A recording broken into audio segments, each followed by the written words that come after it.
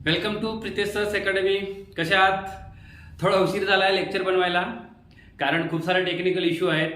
कारण ऑलरेडी आपल्या अकॅडमीच्या offline classes सुरू झाले आहेत, तलाठी भरती, पोलीस भरती, ग्रुप बी, ग्रुप सी. त्याच्यामुळे मला तिकडे खूप सारा वेळ चालला आहे आणि त्याच्यामुळे मला व्हिडिओ बनवायला थोडंसं वेळ कमी भेटत आहे. ॲक्च्युली वेळ असता तर निश्चितच मी तुम्हाला ते रोज कंटेंट बनवलं असतं, पण काही हरकत नाही. वेळात वेळ काढून जेव्हा जेव्हा वेळ मिळेल तेव्हा तुमच्यापर्यंत हे व्हिडिओ मी आणणार आहे. तलाठीच्या स्पेशल रिजनिंग, मॅथ रिजनिंगचे तुम्हाला तर रोज देणार निश्चितच. थोडंसं मला स्थिरस्थावर व्हायला थोडा 2-4 दिवस आणखी लागतील.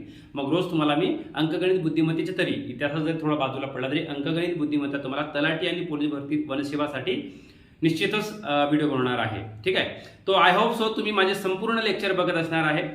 कारण आता जेव्हा लेक्चर बंद होते तेव्हा तुमचे व्हॉट्सअपवर मेसेज येत होते मला, किंवा टेलिग्रामवर मेसेज येत होते. तर त्या काळजीपोटी मी निश्चितच आज वेळात वेळ काढून हा व्हिडिओ बनवला आहे. तर ज्या विद्यार्थ्यांनी जुने व्हिडिओ बघितले नाही त्या विद्यार्थ्यांनी आधी ते व्हिडिओ बघून घ्या. आपल्या चॅनलला लाईक करा, शेअर करा आणि सबस्क्राईब करा जेणेकरून तुम्हाला हे सगळे व्हिडिओ क्रोनॉलॉजीने बघता येईल. ठीक आहे. तर आज आपण जो टॉपिक बघणार आहोत तो ब्रिटिशांचे भारतात आगमन. म्हणजे याच्या अगोदर आपण युरोपियनचे आगमन जे स्टार्ट केलं होतं त्याच्यामध्ये आपण पोर्तुगीज बघितलं होतं, डच बघितलं होतं. आज आपण ब्रिटिश बघणार आहोत. म्हणजे कशा पद्धतीने या युरोपियन कंपन्या भारतामध्ये येतात आणि स्थिर स्थावर होतात ते बघणार आहोत. आणि या सगळ्या युरोपियन कंपन्यांमध्ये जर सर्वात महत्त्वाची कुठली जर कंपनी असेल तर ती कंपनी होती ब्रिटिशांची कंपनी.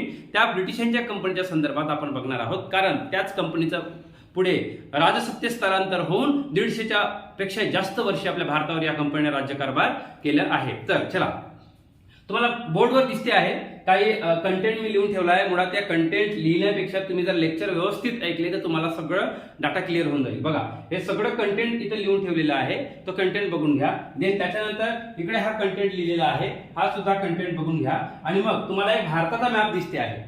त्या भारताच्या मॅपवर खूप साऱ्या बारीक बारीक गोष्टी मी लिहून ठेवलेल्या आहेत. मग ते मद्रास असू द्या, मुंबई असू द्या, कलकत्ता असू द्या. म्हणजे आपल्याला माहिती आहे की ब्रिटिशांच्या 3 ज्या महत्वाच्या ज्या प्रेसिडेन्सी होत्या त्या होत्या मद्रास, मुंबई आणि कलकत्ता. या 3 प्रेसिडेन्सीवरून त्यांनी आपला राज्यकारभार कशा पद्धतीने चालवले होते. परंतु या प्रेसिडेन्सीला मजबूत करण्यासाठी त्यांनी ज्या ज्या पद्धतीने आपली तयारी दर्शवली आणि या तात्कालीन सत्ताधारकाकडून ती मिळवून कशी घेतली हे आपण या मॅपच्या द्वारे आपण शिकून घेणार आहोत. ठीक आहे. तर चला मग स्टार्ट करूया. ठीक आहे. आपल्याला माहिती आहे की जे कंपनी होती ती होती ब्रिटनची.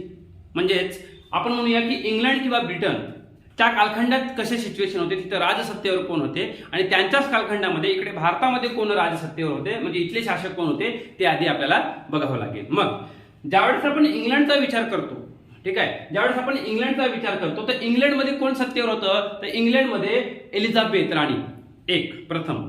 म्हणजे ही जी एलिझाबेथ होती ही इंग्लंडच्या शासक होती आणि ती त्या सत्तेवर होती. त्यावेळेस त्या इंग्लंडच्या राणीला तिथल्या तात्कालीन व्यापाऱ्यांना एक परमिशन दिली होती त्या इंग्लंडमध्येच एक कंपनी स्थापन करण्यासाठी. आणि त्या कंपनीमध्ये राणीचे सुद्धा शेअर होते. ठीक आहे. परंतु त्या ठिकाणी राणीच्या त्या कंपनीला किंवा त्या शेअर होल्डर्सना तेवढं काही नफा मिळत नव्हता. आणि त्याच कालखंडामध्ये म्हणजे 1498 मध्ये पोर्तुगीजांनी काय केलं होतं, आशियाकडे किंवा पूर्वीय देशाकडे म्हणजेच आपल्या भारताकडे येण्यासाठी एक मार्ग शोधून काढला होता, जलमार्ग. आणि नवीन मार्गाचा शोध निर्माण झाल्यामुळे तिथले व्यापार करता येतील या सगळ्या कल्पना यांना आल्यामुळे इथल्या व्यापाऱ्यांनी आपल्याला पूर्वीय देशाकडे किंवा भारताकडे व्यापार करण्याची परमिशन मागितली राणीला. ठीक आहे. त्या कंपनीचं नाव काय होता, त्या कंपनीचं नाव होता the governor and merchant of London trading into the east Indies company. 1599 मध्ये कंपनी स्थापन झाली होती. बरं, ही कंपनी कुठली होती तर तिथल्या ब्रिटनच्या धारकांची होती. त्या शेअरधारकामध्ये राणीचा सुद्धा हस्तक्षेप होता. ठीक आहे. परंतु या कंपनीने ज्यावेळेस राणीला म्हटलं की आम्हाला पूर्वीय देशाकडे व्यापार करायचा आहे तर आम्हाला परमिशन द्या, त्यावेळेस राणीने त्यांना 15 वर्षाची परमिशन दिली. लक्षात ठेवा. म्हणजे तुम्ही काय करू शकता, ही जी कंपनी आहे ती पूर्वीय देशाकडे म्हणजे आशियाकडे जाईल, भारताकडे जाईल आणि 15 वर्ष व्यापार करेल. ठीक आहे. 15 वर्षाची व्यापार करण्याची परमिशन दिल्यानंतर ही कंपनी कुठे गेली तर 7 समुद्र पार करून भारताकडे आली आणि भारताकडे येऊन त्या कंपनीने व्यापार सुरू केला. आता महत्वाची गोष्ट म्हणजे ज्यावेळेस ब्रिटिश कंपनी भारतामध्ये आली त्यावेळेस ऑलरेडी भारतामध्ये काही सत्ता राज्य करत होत्या, म्हणजे युरोपियन सत्ता राज्य करत होत्या. त्यामध्ये पोर्तुगीज होते, आपण बघितलंय पोर्तुगीजांचं लेक्चर. डच होते, आपण बघितलंय डचांचं लेक्चर. या ज्या कंपन्या या भारतामध्ये राज्य करत होत्या आणि ते खूप शासक्त झाल्या होत्या, म्हणजे त्यांचं वर्चस्व निर्माण झाला होता. परंतु ब्रिटिश ज्यावेळेस तिथे गेली त्यावेळेस ब्रिटिशांची जी शक्ती होती ती कमकुवत होती त्यांच्या तुलनेत. कारण आपल्याला माहिती आहे की ज्यावेळेस या जलमार्गाने भारतामध्ये पोर्तुगीज आले, पोर्तुगीजांनी या भारतीय शासकांवर आक्रमण केली, म्हणजे ज्या पद्धतीचे तह केले, एक आक्रमकवादी तह केले, त्या ज्या कंपन्या होत्या त्या अग्रेसिव्ह भूमिका करत करत इथेपर्यंत पोहोचल्या होत्या. मग त्यांच्याकडे शस्त्र होती, त्यांनी मॅनपॉवर जमवलं. म्हणजे आपण पोर्तुगीजांच्या बाबतीत बघितलं की हिंदी महासागरावर त्यांनी स्वतःचं वर्चस्व स्थापन केलं होतं. म्हणजे ब्ल्यू वॉटर पॉलिसी वगैरे आपण बघितलं होतं पोर्तुगीजांच्या लेक्चरमध्ये. ठीक आहे, त्याच्यामुळे याच्यामध्ये त्यांनी वर्चस्व निर्माण करून या ठिकाणी सुरुवातीला म्हणजे ज्यावेळेस हे युरोपियन कंट्री जे यायचे होते त्याच्या अगोदर या भारतासोबत या अरबांचा व्यापार होता. म्हणजे ज्या ठिकाणी आपला हिंदी महासागर आहे किंवा अरबी समुद्र आहे, यामध्ये मुस्लिम कंट्रीज ज्या होत्या त्या अरबी लोकांसोबत भारताचा व्यापार चालायचा. मग ज्यावेळेस पोर्तुगीज भारतामध्ये आले होते त्यावेळेस पोर्तुगीजांनी हा सगळा हिंदी महासागर आपल्या कब्जात केला होता. त्याच्यामुळे आता जो हिंदी महासागर किंवा अरबी महासागर आहे याच्यामध्ये कोणाचा वर्चस्व होता? पोर्तुगीजांचा होता. मग ज्यावेळेस ब्रिटिश कंपन्या आले असेल त्यावेळेस त्यांना कोणाचा सामना करावा लागला? तर पोर्तुगीजाचा सामना करावा लागला. त्याच्यामुळे पोर्तुगीजांसमोर ते टिकणार नव्हते. ठीक आहे, त्याच्यामुळे ते शांत डोक्याने इथं आले. सोबत डच सुद्धा भारतामध्ये आले होते. डचांनी सुद्धा अनेक ठिकाणी आपल्या वखारी स्थापन केल्या होत्या, पोर्तुगीजांनी आपल्या ठिकाणी वखारी स्थापन केल्या होत्या. म्हणजे एकंदरीत भारतामध्ये डच आणि पोर्तुगीजांनी स्वतःचा शासकत्व निर्माण केलं होतं. म्हणजे स्वतःचा जो राज्य आहे तो हळूहळू डेव्हलप करत इथल्या शासकांसोबत सरसंधान साधून ते व्यापार वाढवत होते. पण अशातच ज्यावेळेस ब्रिटिश भारतामध्ये आले त्यावेळेस ब्रिटिशांनी अनेक प्रयत्न करण्याचा प्रयत्न केले. परंतु आता ज्यावेळेस ब्रिटिश भारतात आले त्यावेळेस भारताची सिच्युएशन काय होती? म्हणजे आता आपण बघितलं की भारतामध्ये युरोपियन आले होते, पोर्तुगीज आले होते, डच आले होते, त्यांनी सगळं स्थिर स्थावर केला होता. ते युरोपियनच्या बाबतीत बघितलं. परंतु भारताची सिच्युएशन काय होती? म्हणजे भारतामध्ये कुणाचं राज्य होतं? तर भारताकडे कुणाचं राज्य होतं त्यासाठी आपल्याला बघता येईल. या भारतामध्ये या भारतावर मुघलांची सत्ता होती. मुघल शासकांनी जेव्हा आक्रमण करून आपल्या भारतावर कब्जा केला होता, म्हणजे इथल्या शासकांना तत्कालीन राजांना हरवून ज्या मुस्लिम सत्ता इथे निर्माण झाल्या होत्या त्यामध्ये इथे मुघलांची सत्ता होती. आणि मुघलांच्या सत्तेचा सर्वात जो सम्राट होता, जो राजा होता, तो होता अकबर. म्हणजे लक्षात ठेवा, भारतामध्ये जे शासन चालायचं पूर्ण देशाचं तो दिल्लीवरून चालायचं. म्हणजे दिल्ली ही कॅपिटल होती आणि त्या दिल्लीवरून जो दिल्लीचा जो बादशाह होता कोण? अकबर. हा जो अकबर होता तो सम्राट इथला सगळं राज्यकारभार पाहायचा.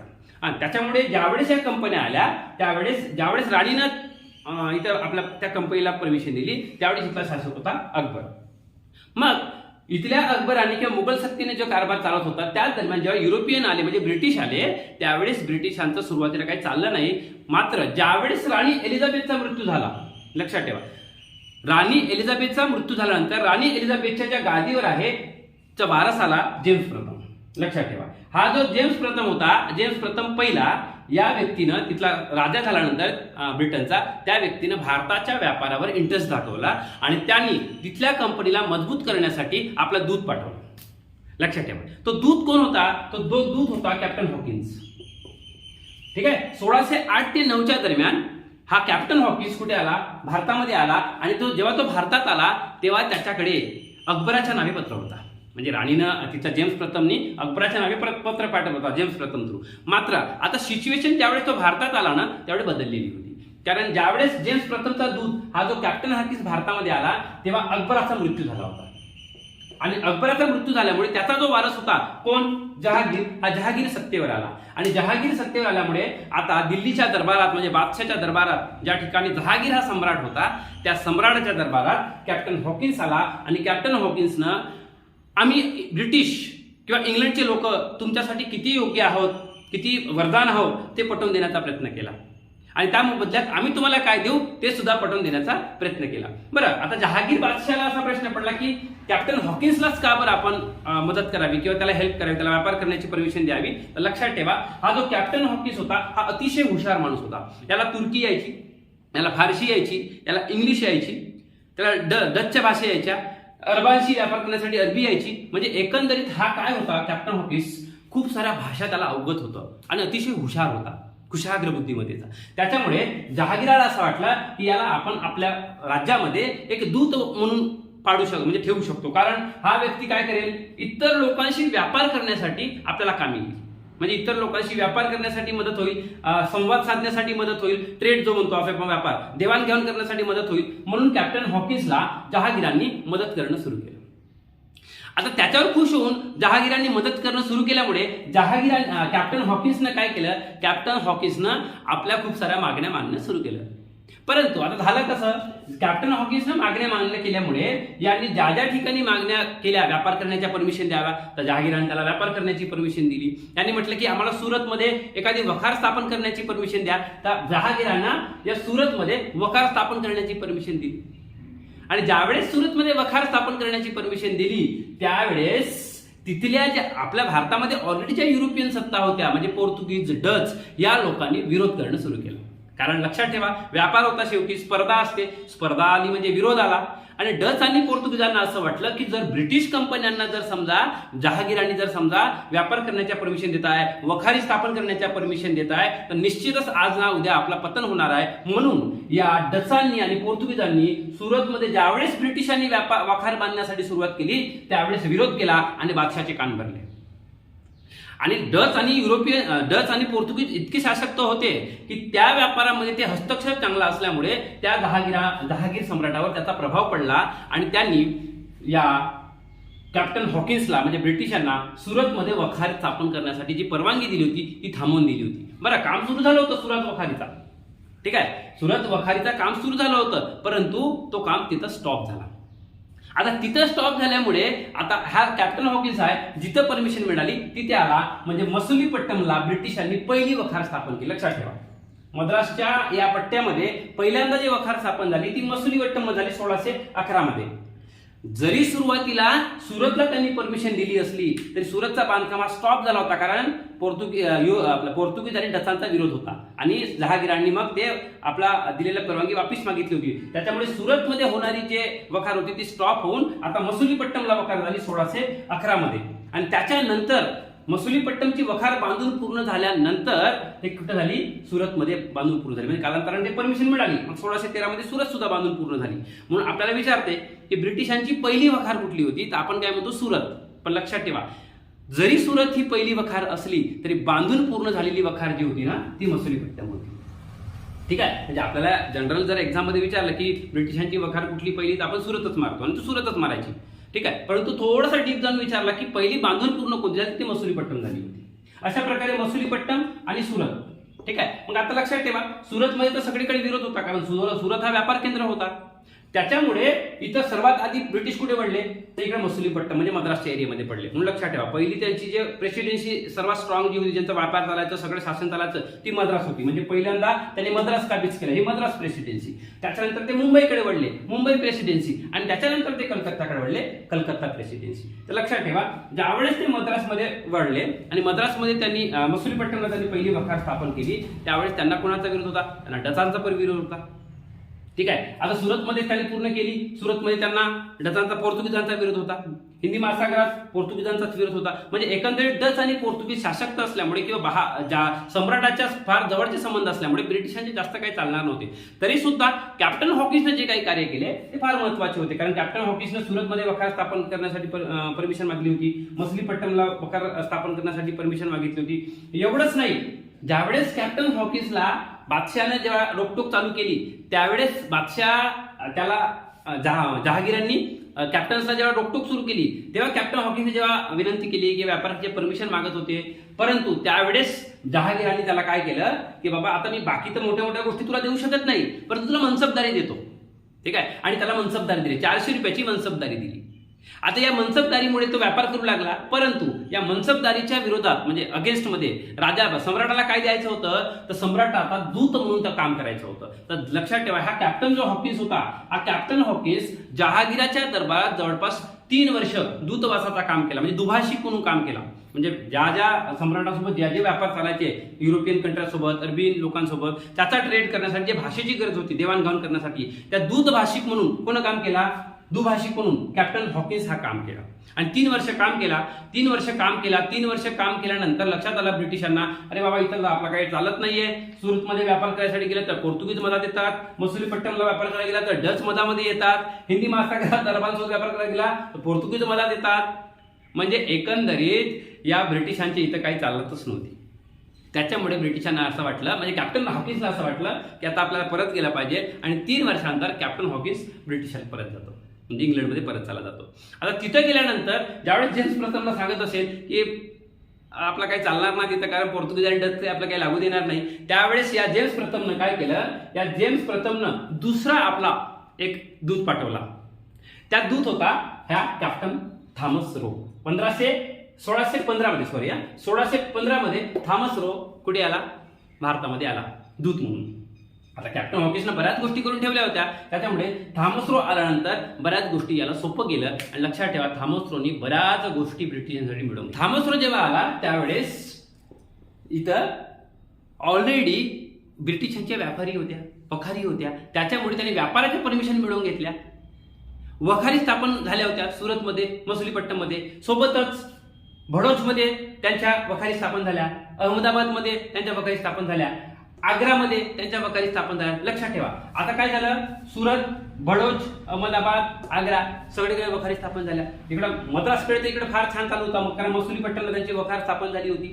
ठीक आहे, पण ज्यावेळेस थॉमस रो भारतामध्ये आला, थॉमस रोनी व्यापाराच्या परमिशन मिळवून घेतल्या, वखारी डेव्हलप करण्याच्या परमिशन मिळवून घेतल्या. एवढंच नाही तर त्याला एक जबरदस्त गोष्ट मिळाली 1632 मध्ये. 1632 मध्ये जो गोवळकोंडाचा शासक होता, त्या गोवळकोंडाच्या शासकनं त्याला 1632 मध्ये व्यापाराची परमिशन दिली. काही घेतले 500 पगोडा समथिंग काहीतरी घेतलं. पगोडा म्हणजे आपण बघितलं होतं, डचनं सुवर्ण आणि पाडली होती पगोडाच्या स्वरूपात. त्याला मुघलांनी मान्यता सुद्धा दिली होती. त्याच्यामुळे त्यांनी 500 पगोडाच्या स्वरूपात त्याने काय केली, त्याला व्यापार करण्याची परमिशन देऊन दिली. गोवळकोंडामध्ये करमुक्त व्यापार करण्याची परमिशन देऊन दिली. एवढंच नाही तर 39 मध्ये 1639 मध्ये त्यांनी काय केली, चंद्रगिरीचा जो राजा होता त्याच्याकडून सुद्धा इकडे व्यापार करण्याची परमिशन मिळवून घेतली. आता मला सांगा, त्याला चंद्रगिरीच्या राजाकडून व्यापार करण्याची परमिशन मिळवून घेतली, गोवळकोंडा शासकाकडून व्यापार करण्याची परमिशन मिळवून घेतली. म्हणजे काय चालू आहे, तर प्रांतीय सत्ता ज्या आहेत, म्हणजे थोड्या ज्या छोट्या छोट्या आहेत, तिथं त्यांनी हळूहळू हस्तक्षेप करणं सुरू केलं.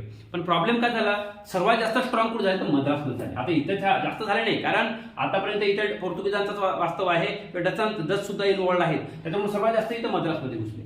आता मद्रासमध्ये घुसल्यानंतर लक्षात ठेवा, इथे काय झालं, ऑलरेडी इथं पुलिकतमध्ये डच होते. पुलिकतमध्ये डच होते. डचांनी वखार स्थापन केली होती पुलिकतमध्ये. तिथे गोल्ड्रे नावाचा किल्ला सुद्धा बांधला होता स्वतःच्या संरक्षणासाठी. त्याच्यामुळे डचांना विरोध करणं हे यांना गरजेचं होतं. आणि आता यांना पॉंडिचेरीच्या राजाकडून काय मिळालं होतं, चंद्रगिरीच्या राजाकडून त्यांना सवलती सुद्धा मिळाली होती. म्हणून यांनी सर्वात पहिले कुठे मद्रासमध्ये एक वखार स्थापन केले. आणि वखार कधी स्थापन केली तर 1639 मध्ये वखार स्थापन केली. आणि वखार स्थापनच नाही केली तर त्यासोबत एक किल्ला सुद्धा बांधला. त्या किल्ल्याचं नाव होता फोर्ट सेंट जॉर्ज. लक्षात ठेवा, 1639 मध्ये वखार स्थापन केली आणि तेव्हा फोर्ट सेंट जॉर्ज हा किल्ला बांधला.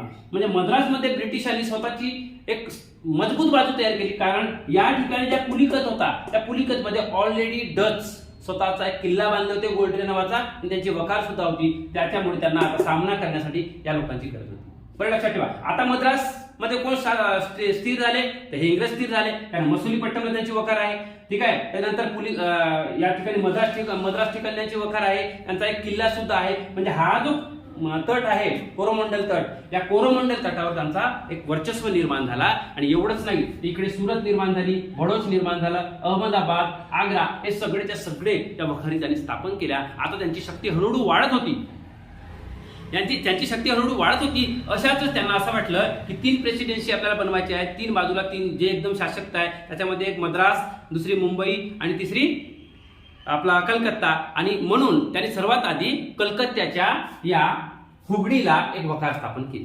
लक्षात, तिथल्या एक शासक होतं प्रांतीय शासक, त्या शासकाकडून त्यांनी काय केली, हुगडी याच्या वखार स्थापन केली. हुगडीला वखार स्थापन केली. सोबत कासिम बाजारला वखार, आपण डचांच्या संदर्भात पाहिलं होतं, कासिम बाजारला वखार स्थापन केली. बिहार पटनामध्ये त्यांनी वखार स्थापन केली. म्हणजे छोट्या छोट्या वखारी स्थापन केल्या त्यांच्या शासनामध्ये. बरं, हे सगळं केल्यानंतर ज्यावेळेस 1651 मध्ये ही गोष्ट आली, म्हणजे ब्रिटिश आता खूप स्थिरस्थावर होऊ लागले होते. कारण या झाल्या होत्या, मद्रासमध्ये सुद्धा झालं होतं, आता या हुगडी, कासिम बाजार, पटना सुद्धा झालं होतं. आणि अशातच एक गोष्ट घडली 1651 मध्ये. 1651 मध्ये गोष्ट अशी घडली की युरोपमध्ये पोर्तुगीज आणि ब्रिटिशांचे संबंध प्रस्थापित झाले. म्हणजे पोर्तुगीजांची जी राजकुमारी होती कॅथरीन आणि या ब्रिटिशांचा जो राजा होता चार्ल्स द्वितीय यांची तिथं सोयरकी झाली. कुठे, युरोपमध्ये. ठीक आहे, आणि इकडे भारतात तर सिच्युएशन खराब होती, कारण पोर्तुगीज आणि डचांचे नेहमी वाद व्हायचे, कारण दोघंही एकदम मजबूत झाले होते. पोर्तुगीजांच्या दमछाक आणली होती यांनी, डचांनी. त्याच्यामुळे पोर्तुगीज आणि डचांचं नेहमी इथं भांडणं सुरू होत होते, तर आपल्याला ब्रिटिशांचं सुद्धा समर्थन मिळावं आणि भारतामध्ये पोर्तुगीजांना व्यापार करता यावा म्हणून या सगळ्या गोष्टीचं इकडे चालाकी म्हणजे तिकडचा युरोपियनचा संबंध इकडे सुद्धा परिणाम झाला. कसं बघा, युरोपमध्ये लग्न झालं कोण, ब्रिटिश आणि पोर्तुगीजांचं. पोर्तुगीजांची राणी होती कॅथरीन, ब्रिटिशांचा राजकुमार होता चार्ल्स द्वितीय, यांचं तिकडे लग्न झालं. आता लग्न झाल्यानंतर जावई म्हणजे आपला एकदम जवळचा, तर जाव्याला काय तर द्यावं लागतं. म्हणून तिथल्या पोर्तुगीजांनी या ब्रिटिशांना भारतामधली मुंबई हे जावयाला दिली. जसं यांच्याच कोणाची होती, डॅश डॅश डॅश, आता बोलत नाही कारण हे ऑनलाईन आहे, ठीक आहे. तर यांच्याच आपली हक्काची असल्यामुळे मुंबई यांना दिली. कारण मुंबईवर कोणाचा ताबा होता, तर पोर्तुगीजांचा ताबा होता. त्याच्यामुळे पोर्तुगीजांनी मुंबई आपल्या जावयाला म्हणजे ब्रिटिशांना दिली. 1661 मध्ये तिकडे विवाह झाला आणि या जावयानं काय केलं, या जावयानं ही जे मुंबई आहे ही मुंबई या कंपनीला भाड्याने दिली. कारण ऑलरेडी कंपनी काम करत होती ब्रिटिशांची. तर या चार्ल्सनी काय केलं, ती मुंबई 1668 मध्ये मुंबई कोणाला दिली, या ब्रिटिशांना दिली. आणि ब्रिटिशांना दिल्यामुळे या ब्रिटिशांनी या कंपनी दिल्यामुळे या कंपनीनं काय केलं, त्या मुंबईच्या ठिकाणी वखार स्थापन केली. ठीक आहे, आधी बॉम्बे म्हणायचं आपण त्याला, आता मुंबई म्हणतो. ठीक आहे, या बॉम्बेला काय केली, वखार स्थापन केली आणि तिथं मुंबई शहर वसवलं. टाकसाण निर्माण केली. म्हणजे लक्षात ठेवा, मुंबईला त्याने डेव्हलप केलं, बंदर निर्माण केले तिथे, कारण नैसर्गिक बंदर होते, कृत्रिम बंदर सुद्धा निर्माण केले आणि अशा पद्धतीने मुंबई ही अतिशय डेव्हलप झाली. त्याची एक त्यांची प्रेसिडेन्सी निर्माण झाली. ऑलरेडी मद्रास प्रेसिडेन्सी त्यांची निर्माण झाली होती, आता मुंबई सुद्धा प्रेसिडेन्सी निर्माण झाली. मुंबईमध्ये विरोध करणारा कोणी नाही, कारण पोर्तुगीजांनीच मुंबई ब्रिटिशांना दिली होती. डचांचा काही संबंधच नाही आणि पोर्तुगीज आणि ब्रिटिश एकत्र आल्यामुळे डचांचे काय लागले, आता डचांचे वाटोळे लागले. कारण हे दोघं एकत्र आले, 3 युरोपियन कंपन्या, हे दोघं एकत्र आले, त्याच्यामुळे डचांना वाटलं की आपला काही चालणार नाही. ठीक आहे, आणि मग मुंबई त्यांच्या हातात गेली, मद्रास त्यांच्या हातात गेला, सुरत, बडोच, अहमदाबाद, आग्रा हे सगळे ब्रिटिशांच्या हातात गेली. त्याच्यामुळे ब्रिटिशांना असं वाटलं आता एकच टार्गेट आहे आपल्याकडे, तो म्हणजे कलकत्ता आपल्याकडे टार्गेट आहे असं वाटलं. कारण त्यांना 3 बाजू पकडायचे होते. मग भारतातले 3 महत्वाचे ठिकाण त्यांना पकडायचे होते, मद्रास, मुंबई आणि कलकत्ता. आता त्यांच्याकडे काय राहिला, आता त्यांच्याकडे राहिला कलकत्ता. आता कलकत्ता आपल्याला घ्यायचा आहे किंवा बंगालचा एरिया आपल्याला घ्यायचा आहे, म्हणून ब्रिटिशांची धावपळ सुरू झाली. ब्रिटिशांना असं वाटलं की भाई प्रेसिडेन्सी तो अपने पास है, म्हणजे मद्रास आपल्या ताब्यात आहे, मुंबई अपने पास आहे. ठीक आहे, त्याच्यानंतर बडोद, सुरत हे सगळं आग्रा आपल्या ताब्यात आहे. म्हणजे आपण मजबूत झालो आहे, तर आपण काय करू शकतो, आपल्याकडे शस्त्र आहे, आपल्याकडे पैसा आहे, आपल्याकडे ठिकाणं पण आहे, वखारी पण आहे, तर आपण काय करू, या मुघलांचा विरोध करणं सुरू करू. ठीक आहे, त्याच्यामुळे त्यांनी मुघलांचा विरोध करण्यासाठी कोलकाताच्या काही प्रांतावर हल्ला केला. म्हणजे बंगालचा जो काही एरिया होता, त्या बंगालच्या काही एरियावर यांनी वर्चस्व प्रस्थापित करण्यासाठी हल्ला केलं आणि तिथल्या मुघलांच्या काही लोकांना मारलं सुद्धा. पण गोष्ट आता बदलली होती, कारण सत्तेचं स्थानांतर झालं होतं. आता ज्यावेळेस आपण म्हटलं की दिल्लीच्या या सम्राटामध्ये अकबरच्या जागी जहागीर आले आणि जहागीरांची मृत्यू झाला होता आणि जहागीराच्या मृत्यूनंतर सत्तेवर जर कोणी आला होता तर तो औरंगजेब आला होता. लक्षात ठेवा, औरंगजेब सत्तेवर आला. आपल्याला माहित आहे की औरंगजेब असा व्यक्ती होता की तो एकदम भारी होता, परंतु महाराजांनी त्याला वाट लावून टाकली. आपल्या महाराजांनी त्याची वाट लावून टाकली, तो भाग वेगळा. त्याच्यानंतर स्टोरी पाहू, महाराजांचा इतिहास जेव्हा बघू तेव्हा आपण याला कसा सडकी पडो करून सोडला. हा कितीही जरी मोठा असला या इथं मुघलांच्या सत्तेमध्ये, तरी महाराजांपुढे टिकला का नाही, ते नंतर बघू आपण. पण हा जेव्हा औरंगजेब सत्तेवर आला, हा सशक्त होता, एकदम मजबूत होता. त्याच्यामुळे औरंगजेब सत्तेवर आल्यानंतर आता इथली परिस्थिती बदलली होती. कारण आपण म्हणतो की मुघलांमध्ये सर्वात जर स्ट्रॉंग जर सम्राट असेल तर तो औरंगजेब होता. आता औरंगजेब ज्यावेळेस सत्तेवर आला त्यावेळेचीच गोष्ट ही घडली की या ब्रिटिशांनी या बंगालच्या ठिकाणी हमला करणं सुरू केलं आणि तिथे प्रांत मिळवणं सुरू केलं. ही गोष्ट औरंगजेबाला माहीत झाली की हे ब्रिटिश असे करताय. औरंगजेबाचा मत्ता सटकला आणि त्या औरंगजेबानं काय केलं, सगळे सैनिक कारवाई करून टाकली. तिथं आपले लोक पाठवून दिले आणि ब्रिटिशांना हे 2-4 कनपटात मारले आणि त्यांना पळवून लावले. पळवूनच नाही लावले, तर त्या पट्ट्यांनी जेवढे काही वखारी स्थापन केले होते ना, काशिम बाजार, पटना, हुबळी, सुरत, बडोज हे सगळे त्यांच्या ताब्यातून हटवले आणि त्यांना चलो भागो बोले. आता ब्रिटिशांची तारांबळ उडली, कारण ब्रिटिशांकडे आता जे काही एवढ्या वर्षात मिळवलं होतं, ब्रिटिशांना वाटलं की आपण मुघलांचा सामना करू शकतो. म्हणून त्यांनी काय केलं, त्यांनी हुशारी दाखवली, पण हुशारी काही कामात आली नाही आणि ते त्यांना पडावं लागलं. आणि लक्षात ठेवा, ज्यावेळेस औरंगजेबाने त्यांना पळवलं त्यावेळेस एका द्वीप समूहावर ब्रिटिशांच्या या कंपनीनं लपून बसले होते. मुघलांचा सामना करणे त्यांची ताकद नव्हती. जर औरंगजेबाने त्यावेळेस दया आणि क्षमा याचना त्यांना दिली नसती तर ब्रिटिश आपल्या देशात हसतेच नाही आणि 150 वर्ष राज्य केलेही नसते. परंतु कसं आहे, इथल्या शासकाने इतक्या काही काही चुका केल्या त्याच्यामुळे 150 वर्ष इथं राज्य करू शकले. परत औरंगजेबकडे एक व्यक्ती आला, सर जॉन चाइल्ड. ठीक आहे, म्हणजे हा जो सर जॉन चाइल्ड आहे ह्या व्यक्तीने काय केला होता, या ब्रिटिशांवर या मुघलांवर आक्रमण केला होता आणि स्वतःच्या डोक्यावर खापर फोडून घेतला होता आणि त्याची चुकी त्याला कळली होती. आणि त्याची चुकी त्याला कळल्यामुळे आता त्या सर जॉन चाइल्डच्या जागी होता जाब चॉर्नॉक नावाचा एक व्यक्ती आला. तुम्ही नाव ऐकले असेल इतिहासामध्ये. हा जाब चॉर्नॉकनं असं म्हटलं की बाबा लक्षात ठेवा, आपण मुघलांशी भांडू शकत नाही कारण मुघल इतके स्ट्रॉंग आहे. जरी तुम्ही काही गोष्टी मिळवून घेतल्या असत्या तरी आपण या औरंगजेबाला जिंकू शकत नाही. म्हणून त्याने औरंगजेबाच्या दरबारी जाऊन औरंगजेबाची विनंती करू लागला की सम्राट आम्हाला माफ करून द्या, आम्ही कधीच हस्तक्षेप करणार नाही, नेहमी तुमच्या पायाखाली राहू आणि काय करू, इथं व्यापार करू. औरंगजेब पिघलला आणि औरंगजेबाने या व्यक्तीला परमिशन दिली. आता व्यापार करण्याची परमिशन दिल्यामुळे आता काय झाला, आता हळूहळू हे स्थिरस्थावर होऊ लागले आणि कलकत्त्यामध्ये त्यांनी व्यापार सुरू केला. व्यापार करण्याची परमिशन मागितली त्यांनी आणि व्यापार परमिशनची परमिशन ज्या व्यक्तीला मागितली त्यावेळी तिथं शासक एक प्रांतीय शासक होता अजीमुल्ला खान, बंगालचा सुभेदार म्हणून. त्या व्यक्तीने त्याला परमिशन दिली. परमिशन काय दिली, मग तू कलिकतमध्ये व्यापार करू शकते. त्याच्यानंतर तू गोविंदपूरमध्ये सुभेदारी दिली त्याला. त्याच्यानंतर एक सुतानाती, गोविंदपूर आणि कालिकत, हां ठीक आहे, या 3 ठिकाणी त्यांना काय दिली, त्या अजीमुल्ला खान त्याला व्यापार करण्याची परमिशन दिली, म्हणजे सुभेदारी दिली. आता त्याच्यामुळे आता त्यांना पैसा पाणी सगळ्या गोष्टी स्थिरस्थावर होण्यासाठी संधी मिळाली.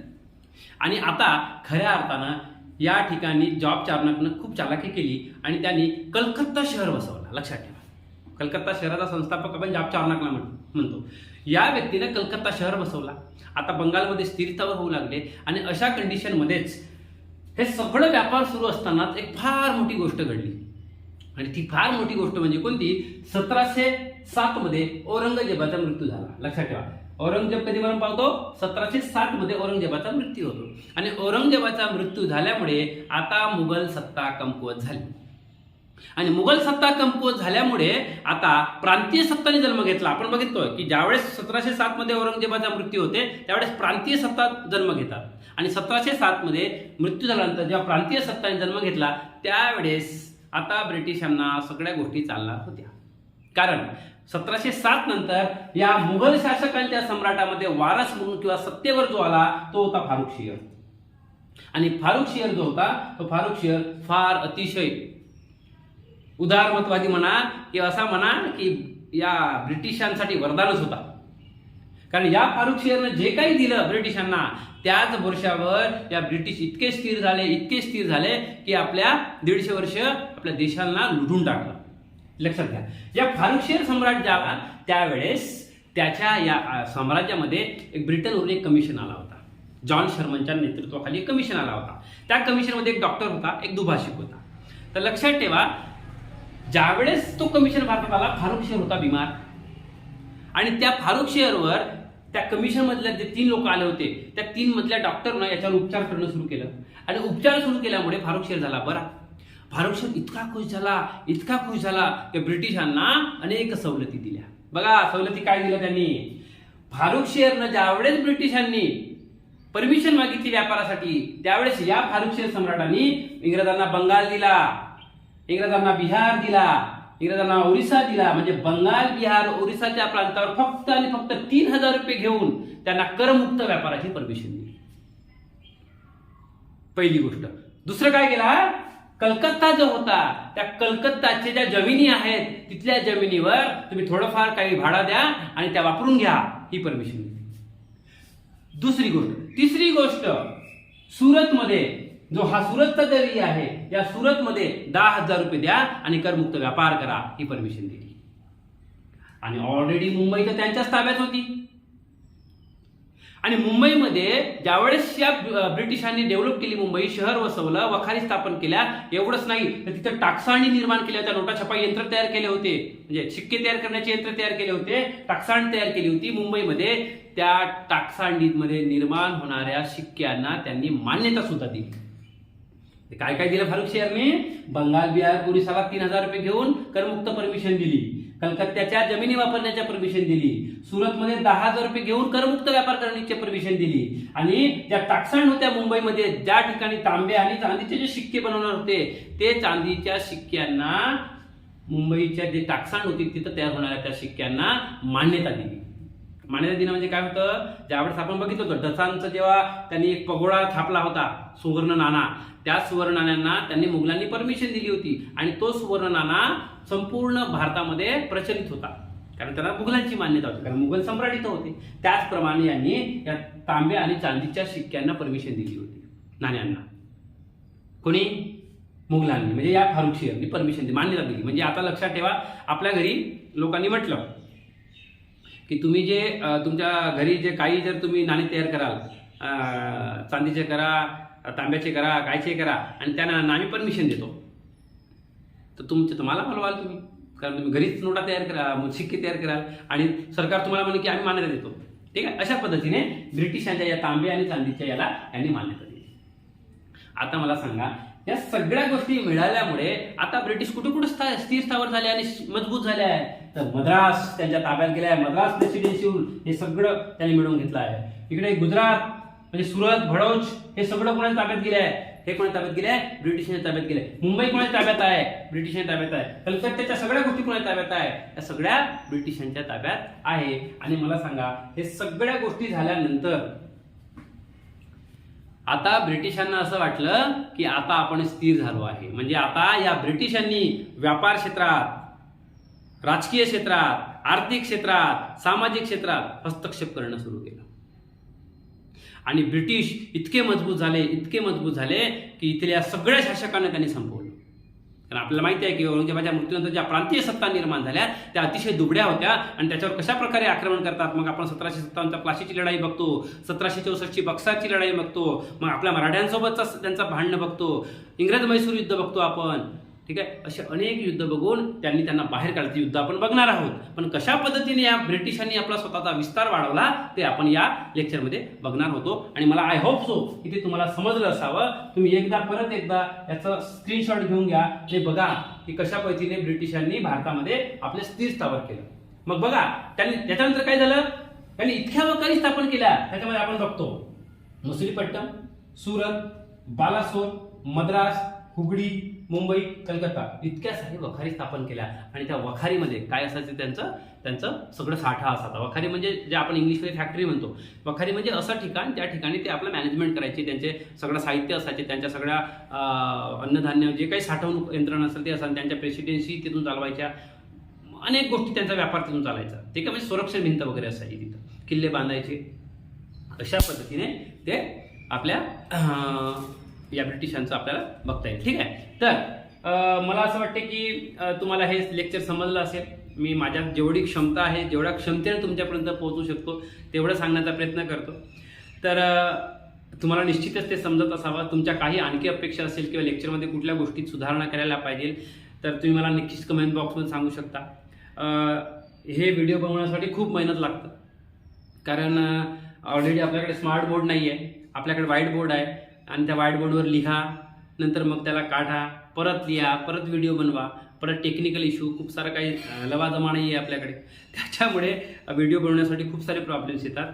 खूप सारं मटेरियल आपण जमा केलं आहे, एवढ्या वर्ष अभ्यास केल्यानंतर बऱ्याच गोष्टी आपल्याकडे आहे, त्या निश्चितच तुमच्यापर्यंत पोहोचवण्यासाठी मला आनंदच होईल. कारण शिक्षण हे नेहमी देण्यासाठी असते, विद्या ही नेहमी देण्यासाठी असते आणि तो काम मला करायला निश्चितच आवडेल.